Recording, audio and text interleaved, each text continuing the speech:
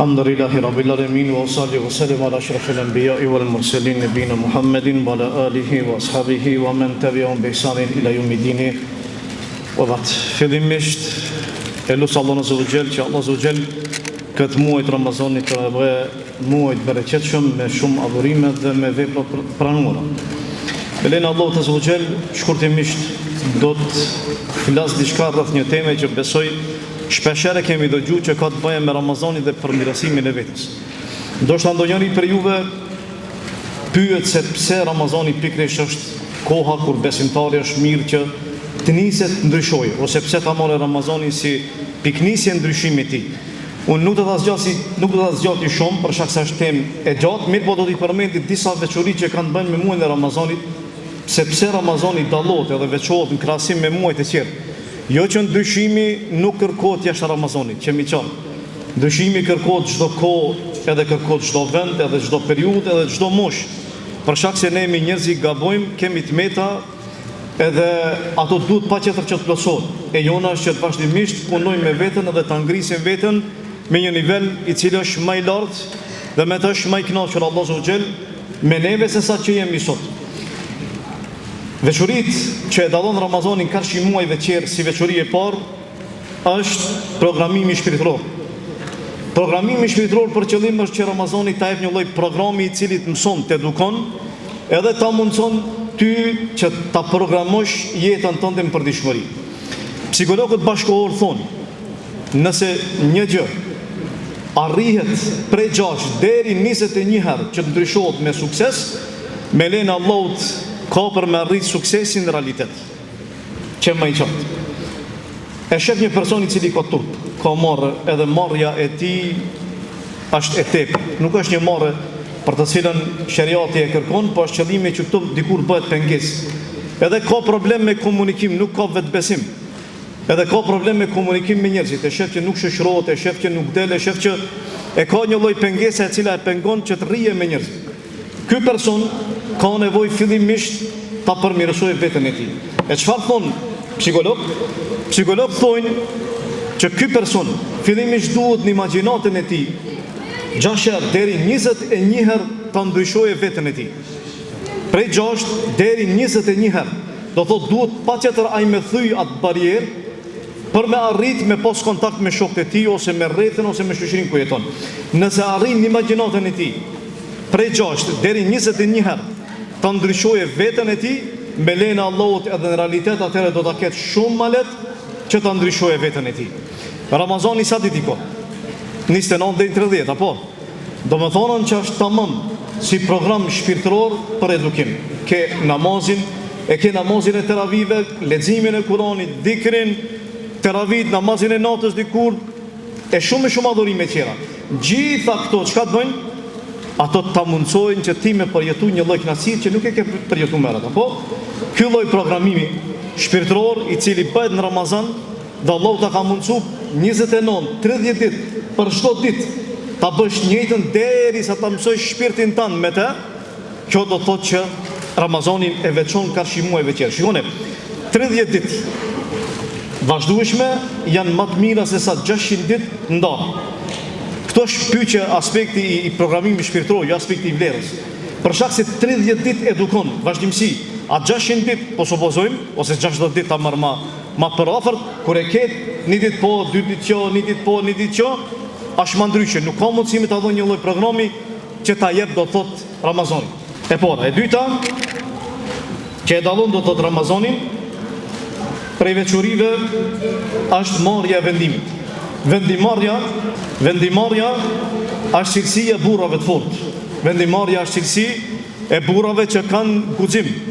Për shkak se shpirtdoptit nuk kanë mundësi që të marrin vendime në veçantë në situata më të rënda. Prandaj thuhet që një udhëhec duhet patjetër me i posedu 2 cilësi për me qenë udhëhec. Cilësia e parë është zgjidhja e problemit, ndërsa cilësia e dytë është vendimarrja. Kush i posedon këto 2 cilësi, ai vetëm se është prej atyre të cilat ka mundësi që të udhëheqë dikë. Ramazani çfarë mëson? Pse vendimarrja? Vendimarrja është shumë e rëndësishme në jetën tonë, për shkak se personi i cili nuk ka guxim me marrë vendime, ai ka huti. Edhe hutia e tij shkakton problem personalitetin e tij. Shumë persona, të cilët nuk janë denj, nuk kanë guxim për me marrën vendime, çka bëjnë? Ata persona zakonisht kanë hutin karakterin e tyre. Edhe zakonisht kanë problematika në shpirtrat e tyre dhe poshtë më vonë ndikon edhe në trupin e tyre. E Ramazani që të mëson ty me marrë vendim, si të edukon? Shumë e thjesht. Ti para se të vijë Ramazani, çka vendos? Vendos për me agjëru apo? Vendimin që e merr ti është vendimi i prerë, me kame ose me nsame Ramadani. Imane wa ihtisabet gufira lahu ma taqaddama min dhanbi.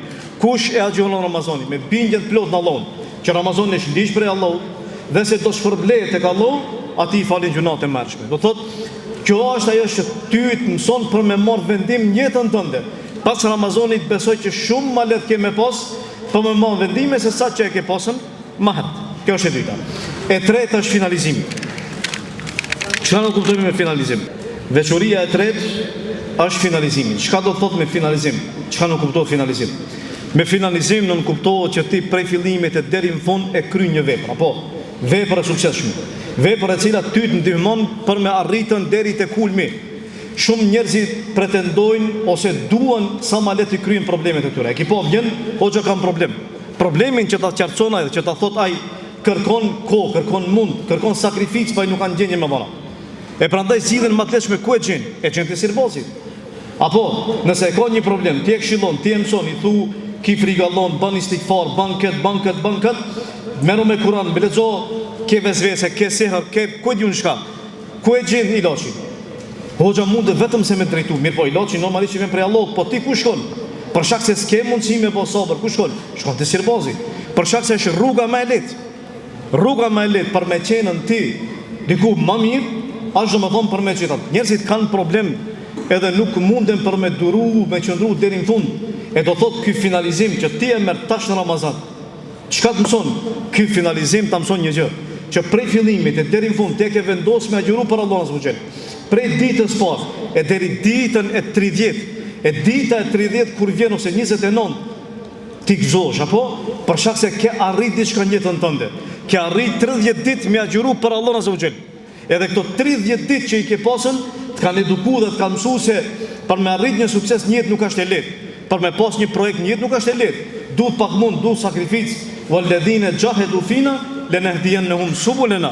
Ata që përpjekën ose që përpiqen, që luftojnë ose që angazhohen rrugën tonë, ne ata do t'i udhëzojmë rrugën e drejtë. E nëse do për me mësu finalizimin, edhe me arrit një sukses në jetë, e ke tash Ramazani. Të edukon mëson, e Ramazani do të këtë aspekt veçohet do të thotë me muaj e qenë. Veçuri tjetër e Ramazanit, e cila është veçuri e rëndësishme, është që të nxjerr për rutinës. Si të nxjerr për rutinës? Ne çomë në sabah për muslimanin, e fal namazin e sabahut e pastaj vazhdon puna. Krahasim me tjetër të cilët çonë 7-8 dhe nisën punë han ushqim, pastaj kthehemi prej pune, ham, pim, vazhdojmë do thotë për çdo ditë kemi një rutinë. Rutinë punë, rutinë familje, rutinë me shoqëri, e njëjta rutinë. Apo Ramazani vjen me të ndryshuar rutinë, me të ndryshuar sistemin e jetës. Vjen atë rutinën e përditshme që e ke Ramazani të ndryshon. Për një muaj komplet e ke një ndjenjë tjetër. Apo e përjeton një përjetësim, e ki një përjetim tjetër. Ndryshe, je më ndryshe. Qëllimi i Ramazanit është ta ripërtrije jetën tënde, të largoje prej asoj rutine, ta shtoje imanin, të bëhesh më i mirë, më i devotshëm, edhe dalësh prej asoj rutine që je lodh, edhe të kthjellesh pas Ramazanit, ta vazhdosh rutinën tënde që ke pas më hershme, po edhe të më të mirë sepse nuk besoj që hyt nuk është Ramazan, me një sinqert edhe pas Ramazanit deri njëjtë. Ai patjetër ka diçka më ndryshu, do të ndikohet ai një adhurim ose një vepër e mirë e cila do të ndryshohet ai, edhe do ta bëjë më të mirë tek Allahu subhanahu. Kjo rutinë nuk është emblem stem veç Ramazanit, pas edhe Islamit përgjithësi. Për shkak se pas Ramazanit e ke Shevalin, ditët e Shevalit parë, ose ditët e Shevalit kushdo për me agjëru, do thotë. Pastaj e ke Dhulhijhen, Haxhin, e ke Muharrimin, do thotë çdo herë Islami ta jep një kohë, një periudhë, një sezon ku ti del prej asaj rutine të cilat e ke rutinë përditshme. Ti e ke po kur udhton dikun, kur shkon, pak një udhtim shkurtër diku ndryshosh.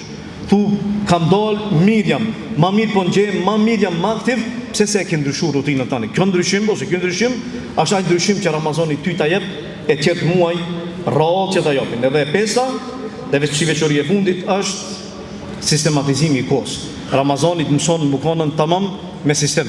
Apo për shkak se e ke imsakun, e ke kohën e iftarit, e ke kohën e namazit taravive, ke kohën e ibadetit tjetër. Çdo ibadet e ka kohën e vet, edhe ti mundosh për një muaj të angazhohesh që qëndrosh ashtu 30 ditë me qëndru stabil në qatë ndryshim, ka me ndryshu edhe jeta jote me lena botë. Jeta jote nuk ka për me qenë kaos.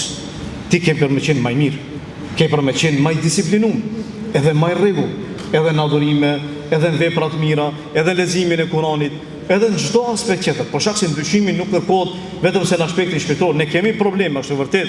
Dhe prej neve kërkohet që ne të rritemi sa më lart, ama ndryshim dikush do në aspektin shoqëror, dikush ka probleme në familje, do ndryshim në aspektin familjar. Varet tash në çfarë aspekti do.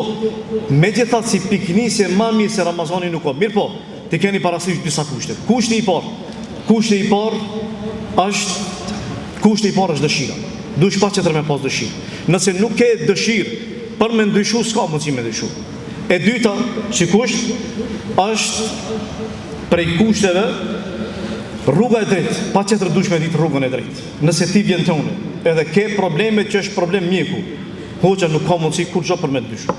Për me të uzu, ma mirë themi, si ndryshim, nuk ban as hoqja as doktori, ndryshimin e ban veç Allah zë uqim. Nëse ti e për mjek, e ke gabu rrugën, kjo orë të une e ke gabu. Nëse je për hoq, ashtu si thu, qëllimi është që ke problem qëtër, ashtë qëtër qëshje, mirë po, ti do të dush me ditë rrugën. E para është dëshira, e dyta është njohja rrugës. E treta, zbatimi. Dikush ka vullnet, ka dëshirë, e njeh rrugën, po s'ka dëshirë. Me zokë se ne qëtë, do mund dyshu, ama nuk do. A i do, po realisht nuk e zbaton, demel, për tac, e të ky person nuk ka mundësi për me arë dhe të ndryshimi. Kushti 4 është mos mendo që ndryshimi vjen prej jashtë, as prej mjeku, as prej hoqës, as prej djetarit, as prej askujt. Ndryshimi vjen veç prej vetës tënë. Inna Allahe la yugayiru ma bi qawmin hatta yugayiru ma bi anfusihim. Allah nuk e ndryshon gjendjen e një populli përderisa ata vetë nuk e ndryshojnë gjendjen e tyre. Ndryshimi vjen fillimisht edhe përfundimisht prej Allahut, mirë po Allah e ka lënë sebeb vetë njeriun që prej tij të fillojë ndryshimi. Andaj mos u mbështet te askush.